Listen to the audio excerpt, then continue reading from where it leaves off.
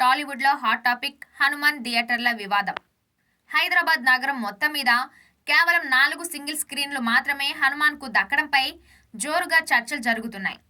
ఆదివారం జరిగిన ఈ సినిమా ప్రీ రిలీజ్ ఈవెంట్కు మెగాస్టార్ చిరంజీవి ముఖ్య అతిథిగా హాజరయ్యారు. ఈ కార్యక్రమంలో హనుమాన్ థియేటర్ల వివాదంపై కూడా మాట్లాడారు. సంక్రాంతి చాలా మంచి సీజన్. ఎన్ని సినిమాలు వచ్చినా సరే దైవం ఆశీస్సులు ఉండి మన సినిమాలో కంటెంట్ ఉంటే ప్రేక్షకులు ఖచ్చితంగా ఆదరిస్తారు, అక్కున చేర్చుకుంటారు, పెద్ద విజయాన్ని అందేలా చేస్తారు. అందులో ఎలాంటి సందేహం అక్కర్లేదు. అయితే ఇది పరీక్ష కాలం అనుకోవచ్చు.